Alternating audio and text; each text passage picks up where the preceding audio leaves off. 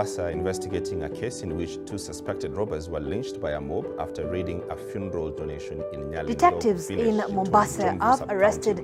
Police have arrested 5 suspects linked to a spate of armed robberies.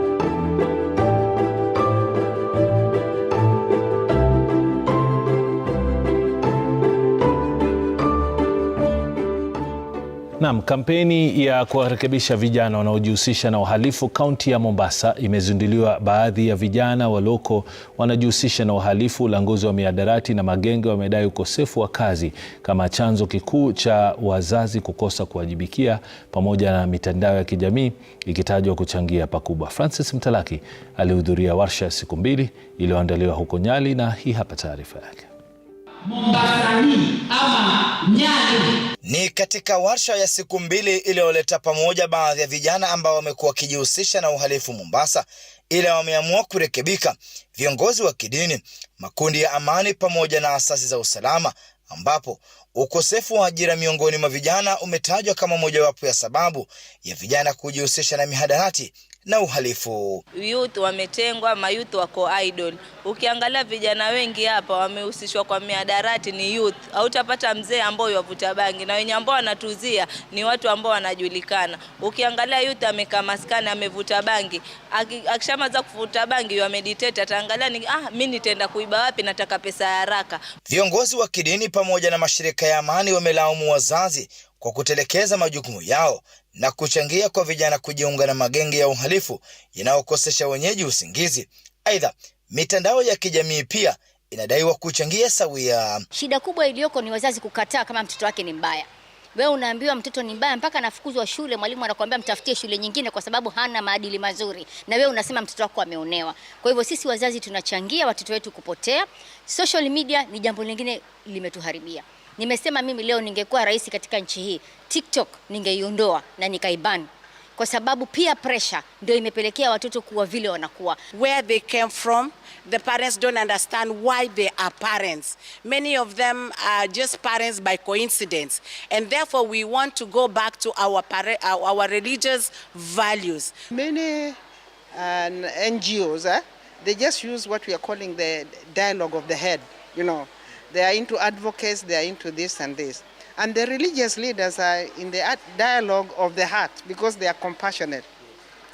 But we need the interface between these two. Mfumo wa masomo pia ni mojawapo ya sababu wanazodai zinachangia kwa ukosefu wa nidhamu miongoni mwa vijana. Ukiangalia hauaminiki. Weza kuwa wewe ni reform, umereform, lakini kijiji bado hakija kukubali kuwa umereform. Ukiangalia mapolisi wetu wametukubali sisi tumereform, mtu ameenda kajisalimisha chini, lakini ukiangalia kijiji ni ngumu kukupata ati kukuambia huyu amekuwa mtu wa sawa. Ushaona ile amani na ile uaminifu ndio afanya mtu arudi kule penye alikuwa. It's a 21st century and they are operating in a very different way because we are already in social media, we are integrated in knowledge issues. Now we are looking at these young people and we are looking at the education sector, that they must be shifting in everything that we do. And if we are not going to look into that, then we are losing this generation. Vijana hawa wanatazamiwa kuwa mabalozi wa usalama baada ya kupokea mafunzo haya. Francis Mtalaki, Renga ya Citizen. Meanwhile, parents across Mombasa County are being urged to be proactive in condemning substance abuse, organized crime, as well as violent extremism in society. Speaking at a stakeholder engagement forum in Nyali, a section of the clergy said that parents are best placed to identify and discourage bad traits in their children.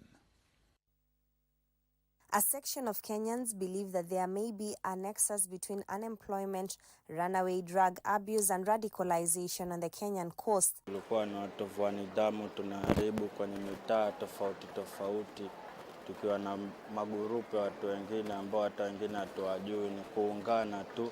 Si kwa mapenzi yao, lakini ni kwa hali ya kukosa opportunities za kimaisha, wakaingilia mambo ambayo si sawa. To tackle the problem, the group is proposing that parents play a lead role in identifying the telltale signs and arrest them before they metaform into national problems. Unaposhauri wazazi waje, unakuta mzazi anakuwa mzito. Na mzazi akiwa mzito ama anapokuja anahisi kana kwamba mtoto wake anaonewa. Basi tunapoendelea hivyo, tunafikia kiwango cha kupoteza huyu mtoto. Speaking in Ziwalangombe in Nyali constituency in Mombasa County during a sensitization forum, a section of the clergy and grassroots leaders said vices such as drug and substance abuse have made it difficult to harness the potential of the youth, especially in the coast region. Ni changamoto kubwa kutafuta riziki yetu. Kwa hiyo tunaomba bana, kama kuna shirika ama mashirika wanaweza tusaidia. Jambo lolote lile ni lazima tuzungumziane, tuelewane, tukubaliane, na zaidi ya yote hayo ni tupendane. Ombi letu kushirikiana, wazazi tushirikiane, tupate kumuunda huyu mtoto awe mtoto ambaye ataweza kutajika katika taifa hili la Kenya. The stakeholders argued that more often than not, religion is cited as a conduit to radicalization and violent extremism, but it is high time to drop the blanket condemnation and identify those behind the cloth and expose their vicious campaign. We've been having perceptions that one religion is the one that likes war. They bring violence. But once we understand each other's religious faith and what happens in their religion and what they believe in, then we all agree that this is how we were brought up, this is how we socialize, so we come together, we understand each other, and we learn to coexist. We need a sound doctrine. We need to build a cohesive society whereby we can dialogue as an interfaith. Juni Karisa Mbele from Mombasa County.